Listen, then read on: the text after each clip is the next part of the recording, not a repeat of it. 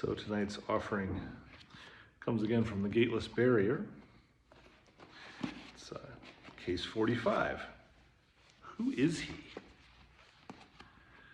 Koan says, our patriarch, Master Hoenn of Tozan, said, Shakyamuni and Maitreya are but his servants. Now, tell me, who is he?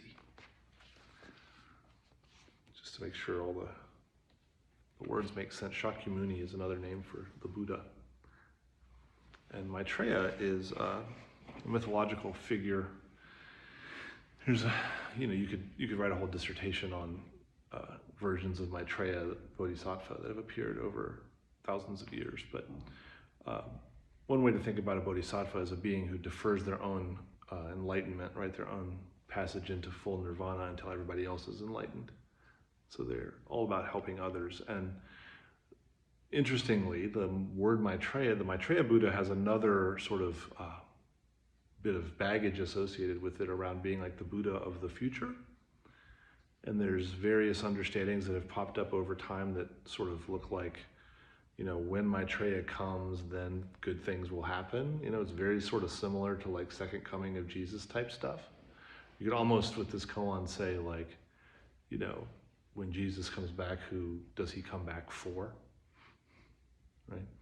But this is Zen, right? So we also we're leaping free of, we're leaping free of what is happening in the future. And this koan is in this collection specifically to bring that up, right? So you've got the Buddha of the past, Shakyamuni, right?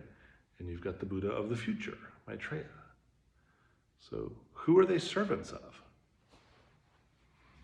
Feel free to answer if you think you know.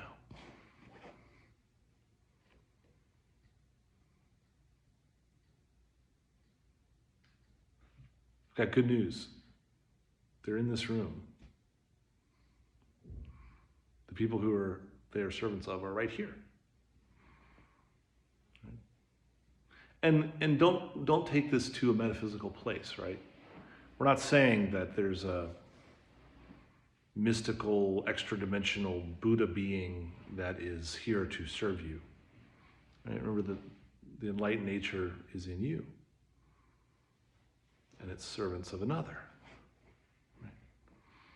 So, let's look at that in like a couple of different ways. So, the Buddha goes on the spiritual journey and wakes up and then starts teaching. Why?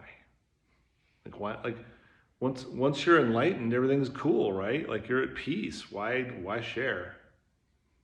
Right? Just go sit on a mountaintop somewhere. It's all good. You're good. It's all good. Well, because we're not separate, right? The Buddha recognized that all beings are simultaneously enlightened. And so what that means is that it's quite difficult to connect with what is and then not care about anyone else. Because you see stuff in front of you all the time that requires your attention. So there's a level on which all the masters that came before us did this for us in this room. They passed it on so that we could have access to it. And we here are also servants of another, right? Who are we servants of? Well, whoever's needs our assistance.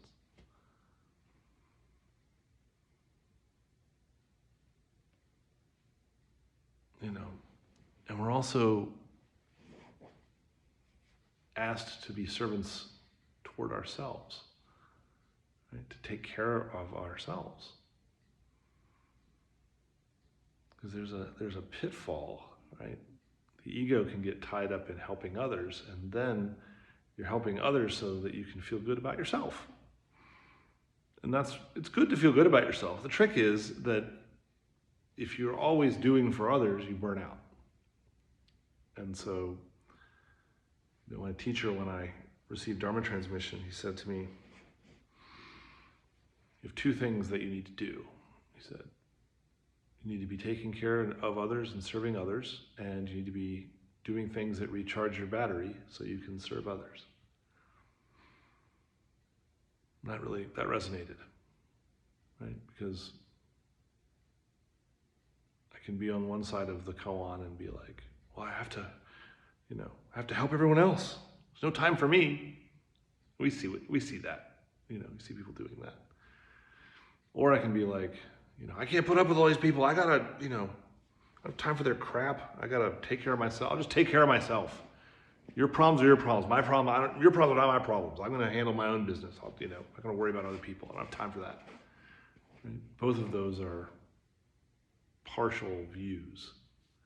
A more complete view is, in this moment, what do I need and what do I have to offer?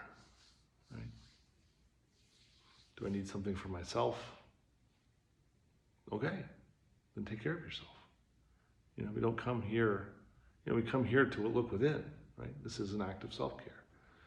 But what's in front of me? Maybe what's in front of me is someone needs something. Well, then offer it. If you have it to offer, offer it. Freely.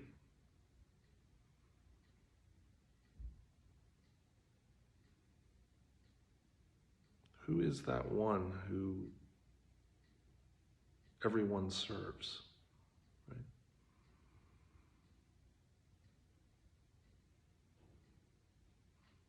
Because even when other beings are causing you suffering, they serve you. Right? Something happens that causes pain and adversity, One way to look at that is, good, thank you. Because it's going to cause you to grow. If you're living in a place of awareness, if you're living a life of awareness, then even disaster will cause you to grow. Doesn't mean we should be masochists. Doesn't mean we should seek disaster. Suffering will come along. It'll take care of itself, right? It'll show up. You don't need to go looking for it. But you can reorient to it, and you can look at it in terms of, okay, now I got to cook with these ingredients. What am I going to cook? What am I going to do? Because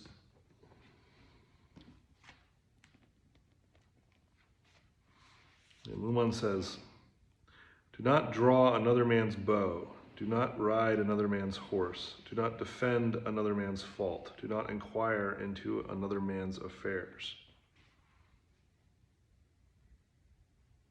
Now tell me, who is he? Right? It's the first koan. Who is he? Right? Muman's saying, don't worry about what other people are doing. Don't draw someone else's bow. Draw your bow. Don't inquire after someone else's affairs. Pay attention to your affairs.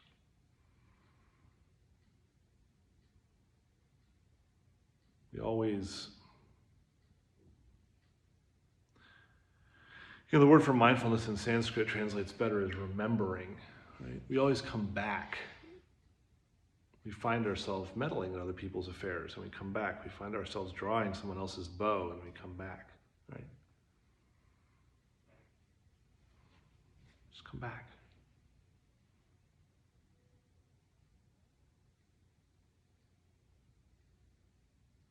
What I love about this koan is that you can just keep turning it over and over in all these different directions, and it has something else to give, right? Because we serve others, we serve ourselves, others serve us, right? The Buddha served us, in the future, others are going to serve us. It's all so deeply interconnected that it's almost like there's nowhere to stand. It's like, well, what do I do? What do I do? What do I do with myself? What do I do? How do I, what's the standard by which I should live? Do I take care of myself? Do I take care of everyone else? Do I ignore everyone else so I can take care of myself? Do I have rigid boundaries? Do I have flexible boundaries? What do I do? Right? What the hell do I do? It's so complicated. Everything's so complicated and complex. Right? That's why we sit. That's why Zazen is the path through the complexity. Because our mind is going to respond to the complexity in complex ways. And so we have to let it drop away. We have to sit. We have to look within. We have to be still. Just sit there. Right? The purpose of Zazen is to do Zazen. Yeah, I mean, yes, there's benefits, but we don't do it for the benefits. If you try to do it for the benefits, you won't get the benefits, right? Just sit there. Then you allow, what is the right response? Is the response to be of service? Is the response to be self-protective? Is the response to have a boundary? Is the response to break down a boundary? I don't know. Depends.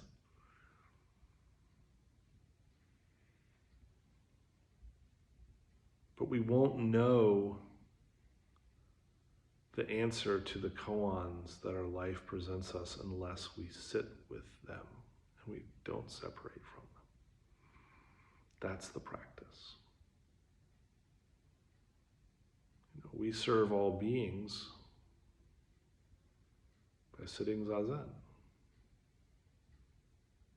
And all beings serve us because we sit zazen. Because everything that happens to you, pour it into the fire, burn it up, and see what's left. That's where wisdom comes from. Just pour it in the furnace. You're like, well, I don't think that's going to work. Cool, pour that in the furnace too.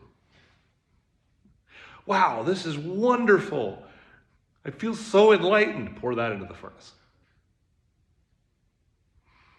Put it all in the furnace.